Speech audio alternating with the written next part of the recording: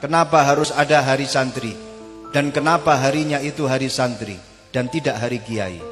Padahal yang memproklamirkan resolusi jihad itu adalah Simbah Kiai Hasyim Asy'ari. Beliau adalah kiainya kiai. Beliau adalah Hadratus Syekh, muassis Pondok Pesantren Tebu Ireng, muassis Jam'iyah Nahdlatul Ulama.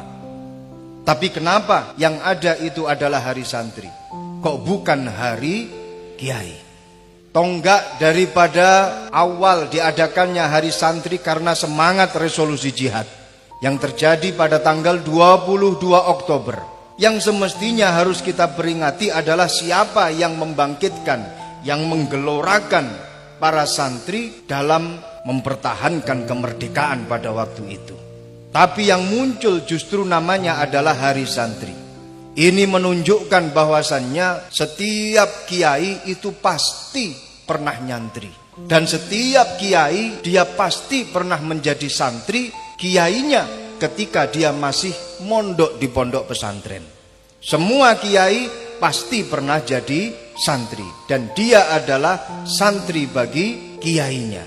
Yang pasti disebut sebagai hari santri ini menunjukkan bahwasannya seorang kiai ini pun juga adalah sebagai santri. Kiai Haji Hasyim Asy'ari mondok di pondok pesantren Bangkalan, asuhan daripada Kiai Khalil Bangkalan. Bertahun-tahun beliau mondok di sana. Setelah beliau mondok di Bangkalan kemudian pulang mendirikan pondok pesantren Tebu Ireng.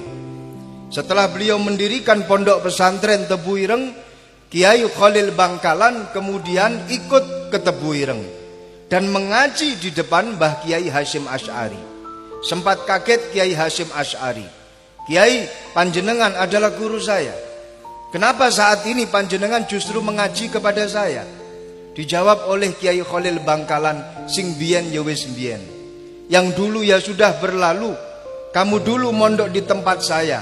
Saat ini aku ingin belajar kepada kamu. Saling mencari ilmu, saling memperbanyak guru antara satu kiai dengan kiai yang satunya. Itulah tradisi para kiai zaman dahulu."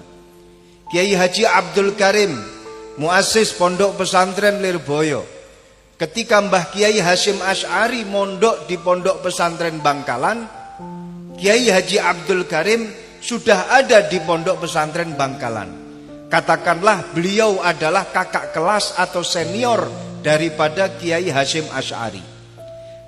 Kiai Hasyim Asy'ari setelah mondok kemudian pulang ke Tebu Ireng, mendirikan pondok pesantren Tebu Ireng.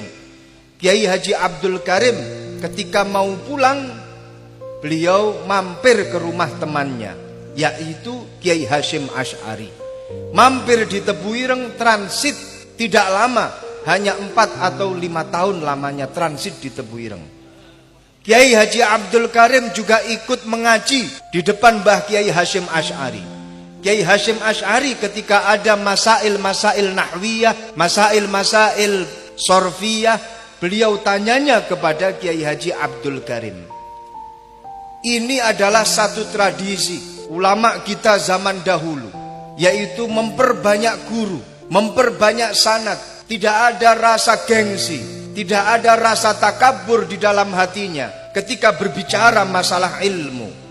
Bagaimana kita saksikan Kiai Khalil Bangkalan ngaji ke Tebu Ireng. Bagaimana kita saksikan Kiai Hasyim Asy'ari ngaji ke Mbah Khalil Bangkalan. Bagaimana kita saksikan Kiai Abdul Karim ngaji ke Mbah Hasyim Asy'ari. Dan juga tidak gengsi ketika Mbah Hasyim Asy'ari bertanya tentang masalah-masalah nahwu dan sorob kepada Kiai Haji Abdul Karim. Ini adalah satu contoh yang harus kita terapkan yang saat ini sudah pudar dalam tradisi Nahdlatul Ulama. Mondok baru 6 tahun sudah ngaku sebagai kiai yang paling hebat. Lebih-lebih belum tahu mondok sama sekali, tiba-tiba membangun pondok pesantren. Ini namanya sudah salah kaprah. Tidak ada sanad yang jelas. Terus kemudian dia membangun pondok pesantren. Maka harus diluruskan. Sehingga jangan sampai tradisi ini lemah. Jangan sampai tradisi ini pudar. Ayo kita semangati para santri-santri untuk selalu mengaji dan memperbanyak ilmu. Karena yang namanya Nahdlatul Ulama itu berdiri di atas tradisi. Nahdlatul Ulama berdiri di atas budayanya. Bagaimana tahlil, maulidan, manakiban, dan lain sebagainya, itu adalah warisan para leluhur. Itu adalah satu adat yang turun-temurun dari kakek dan sampai ke atas. Walaupun toh terkadang kita tidak tahu dalilnya tahlilan, kita tidak tahu dalilnya maulidan, kita tidak tahu dalilnya manakiban. Jawaban yang paling ringkas, ikut sama para guru-guru, itu sudah cukup.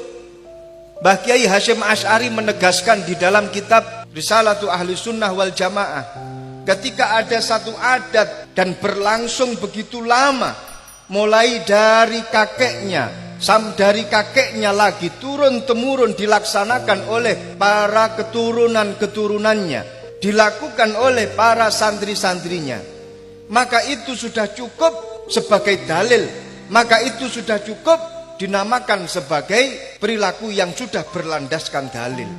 Tahlilan, manakiban, maulidan, ketika kita ditanya mana dalilnya, dalilnya sudah ada sejak dari dulu, dari kakek-kakek kita. Kalau kamu tidak percaya, matilah terlebih dahulu, tanya kepada kakek kami. Cukup.